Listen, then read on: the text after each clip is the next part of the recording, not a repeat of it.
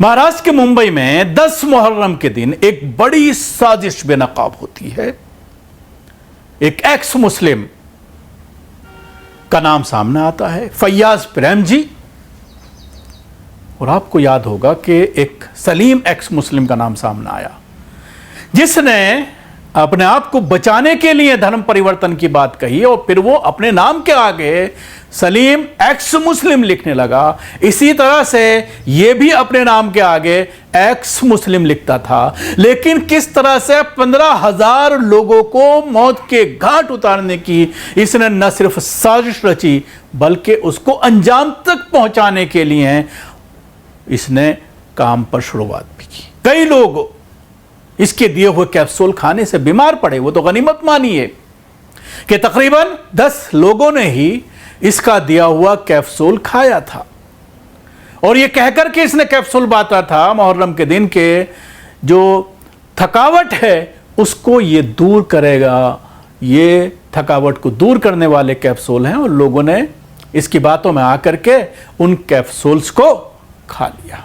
और ये zinc phosphide के कैप्सूल थे जो बताया इसने कि इम्यूनिटी बूस्टर के तौर पर चॉकलेट बताकर बांटा था। और ये फैयाज प्रेमजी जानलेवा केमिकल जिंक फॉस्फाइड से भरे कैप्सूल बांट रहा था। उसने ये कैप्सूल बाइकुला ईस्ट कब्रिस्तान के इलाके में, जहां पर ये प्रोसेसन चल रहा था, मुहर्रम का ताज़िया उठाया जा रहा था, वहां पर जो मुस्लिम ताज़िया उठा रहे थे उनमें इसने ये बांटे थे। लेकिन अचानक जब तबीयत खराब होती है, अस्पताल पहुंचते हैं, उसके बाद यह खुलासा होता है और जो बांट रहा था उस तक फिर पुलिस पहुंचती है। और जब पूछताछ होती है तो पूछताछ के दौरान उसने बताया कि उसका मकसद मुहर्रम के जुलूस को निशाना बनाना था। इसके लिए उसने 50 किलोग्राम जिंक फॉस्फाइड एक जहरीला पदार्थ खरीदा था और 30,000 खाली कैप्सूल भी मंगवाए थे।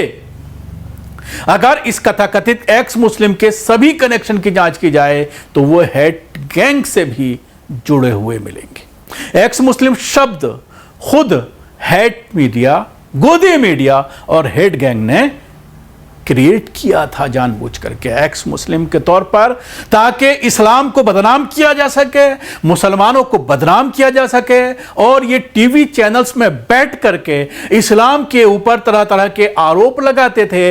आप सल्लल्लाहु अलैहि वसल्लम के ऊपर कई तरह के आरोप लगाते थे। आप सल्लल्लाहु अलैहि वसल्लम की अज़वाज मुताहिरात को भी निशाना बनाते थे और इस्लाम के खिलाफ नई नई चीजें निकाल कर सामने लाते थे। जानबूझ करके इनको टीवी चैनल्स में खूब जगह दी जाती थी और इनके नाम के आगे एक्स मुस्लिम रखा जाता था। सबसे पहले इसकी शुरुआत रजत शर्मा ने की थी, फिर उसके बाद जगदीश चंद्र इसमें शामिल हुए। जी ग्रुप के जो मालिक हैं उन्होंने भी इस क्या हेड गैंग को जो है पूरी तरह से अपना लिया और मुहर्रम में जहर देने की साजिश एक्स मुस्लिम फैयाज प्रेमजी गिरफ्तार हुए। राइट विंग इन्फ्लुएंसर को दिए थे इसने इंटरव्यू, दर्जनों इंटरव्यू आप देख सकते हैं सोशल मीडिया पर, जो ये इस्लाम के खिलाफ राइट विंग को देखता हुआ नजर आता है या फिर शिया सुन्नी करता हुआ नजर आता है। शियाओं के बारे में और सुन्नियों के बारे में तरह तरह की बातें करता हुआ नजर आता है। शिया इस्म को जो है सुपीरियर बताता हुआ नजर आता है और शिया सुन्नी में लड़ाई हो जाए, झगड़ा हो जाए, इसलिए इस तरह की चीजें करता है। और शायद इसके पीछे भी ये बड़ी एक साजिश थी कि वहां पर ये बांटा जाए और उसके बाद शिया सुन्नी में इख्तलाफ पैदा किया जाए, एक दूसरे के ऊपर यह आरोप लगाया जाए कि शियाओं ने सुन्नियों को मारने की कोशिश किया, सुन्नियों ने शियाओं को मारने की कोशिश की। हालांकि जब इस तरह के केसेस सामने आते हैं, जब इस तरह की चीज़ें सामने आती हैं तो बहुत चीज़ें मेन स्ट्रीम मीडिया तक सामने नहीं आ पाती, क्योंकि इस पर मीडिया कोई भी काम करने का इच्छुक नहीं होता।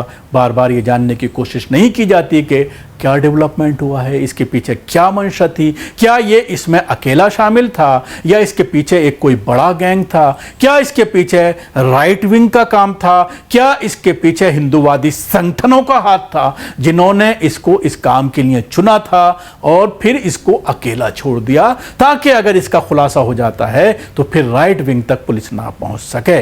जैसा कि आपने देखा है कि बहुत सारे ब्लास्ट में हिंदूवादी उग्रवादी संगठनों का नाम सामने आया, खुलासे हुए, बाकायदा चार्जशीट लगाई गई, लेकिन उसके बाद आज सब कुछ छोड़ दिया जा रहा है। बाकायदा अपनी जो पुरानी जॉब्स थी उनको ये ज्वाइन कर रहे हैं। तो इसी तरह से ये भी एक बहुत बड़ी साजिश थी पूरे मुंबई को दहलाने की, लेकिन उसके बावजूद इस पर आप किसी भी गोदी मीडिया के शोज में आप नहीं देख रहे हैं कि इसको लेकर के क्या खुलासे हो रहे हैं, क्या डेवलपमेंट हुआ है। ना ही पुलिस प्रेस कॉन्फ्रेंस करके इस पर कोई खुलासा करती हुई नजर आ रही है अभी तक, क्योंकि मामला कई दिन पुराना हो गया है। जुम्मे के दिन का ये मामला है, शनिचर इतवार और आज पीर का दिन है। 3 दिन से ज्यादा बीत जाने के बावजूद अभी तक इस मामले में कोई अहम पेशरफ्त सामने नहीं आई है, कोई अहम खुलासा सामने नहीं आया है। और ये बात सामने आई है, चौंकाने वाली बात जो सामने आई है कि जुलूस के दौरान एक घटना सामने आई है। पुलिस ने एक्स मुस्लिम फयाज नाम के एक व्यक्ति को गिरफ्तार किया, उस पर यह पूरा कैप्सूल का मामला सामने आया है। आशूरा के मौके पर रे रोड के रहमताबाद कब्रिस्तान के पास भारी भीड़ जमा हुई।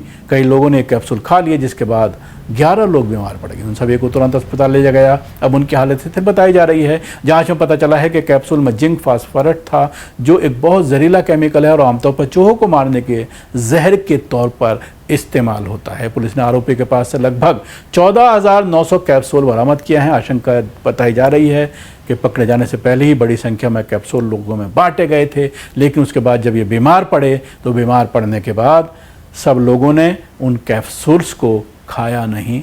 ये ऐलान कर दिया गया कि कोई भी उस कैप्सूल को ना खाएं। इस मामले में मजलिस के नेता वारिस पठान ने भी एक बाइट दी है, वो भी सुन लीजिए। ये एक बहुत ही चिंता का विषय है कि मुंबई के मुहर्रम के जुलूस में एक फैयाज प्रेम जी नाम का एक्स मुस्लिम आता है, जिसके पास तकरीबन 15,000 कैप्सूल्स मिलती है, जिसमें बताया जाता है कि उसमें जिंक फॉस्फाइड यानी रैट मारने का जो पॉइजन रहता है वो मिलाकर वो कैप्सूल वहां पर लेके आता है। ये मुहर्रम का जुलूस हर साल निकलता है। देखिए, इसमें मैं खुद मौजूद रहता हूँ, मुंबई के वरिष्ठ पुलिस अधिकारी सब मौजूद रहते हैं, हजारों की संख्या में महिलाएं, बच्चे, बुजुर्ग सब इस जुलूस का हिस्सा बनते हैं।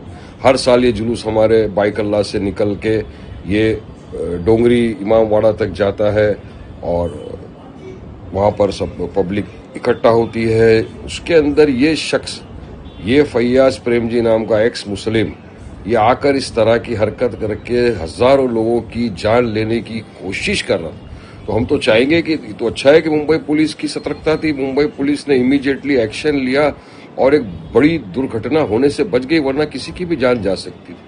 भाई मैं भी था, हमको भी अगर कोई दे दिया होता, हम खा लिए होते, किसी की भी जान जा सकती। तो ये क्या इसकी मंशा थी, ये क्यों आ था, किस लिए आया था, ये तमाम चीजें इंक्वायरी होना ही चाहिए। तो हम शुक्रिया अदा करते हैं मुंबई पुलिस का, जिन्होंने फौरी तौर से इसको पकड़ लिया और इसकी जो ये गंदी साजिश थी उसको बेनकाब किया। मगर ये एक चिंताजनक बात है। तो हमारी यही मांग है मुंबई पुलिस से, सीएमओ से, कि इसकी पूरी इंक्वायरी करे, कौन इसके पीछे था। अब पता चलता है कि इसने काफी इंटरव्यूज भी दे चुका है पहला ये राइट विंगर्स को। तो तमाम चीज की इंक्वायरी की जाए और पूरी जांच करके रिपोर्ट सार्वजनिक किया है, ताकि आगे से इस तरह की घटना न हो। वरना एक ये मुहर्रम का इतना बड़े दिन का जुलूस और उसमें इस तरह की घटना को अंजाम देने के लिए एक व्यक्ति आता है, तो बहुत ही चिंताजनक है। तमाम लोगों की इसके साथ जानकारी लोग चाहते हैं कि क्या हुआ था, क्यों आया था, क्या इसकी मंशा, उसके पीछे कौन कौन था, तमाम चीज की इंक्वायरी मुंबई पुलिस करे, ये हमारी मांग है। तो सुना आपने, वारिस पठान इस पूरे मामले में जांच की बात कर रहे हैं, लेकिन इस पर कुछ निकलकर सामने नहीं आ रहा है कि आखिर इसके पीछे कौन लोग थे, किनका हाथ था, किसने ये पूरी साजिश रची थी, क्या इसके पीछे था, क्यों मारना चाहते थे, किस तरह की इसके पीछे जो है वो मानसिकताएं काम कर रही थी। इन तमाम चीज़ों का खुलासा अभी तक नहीं हो पाया है।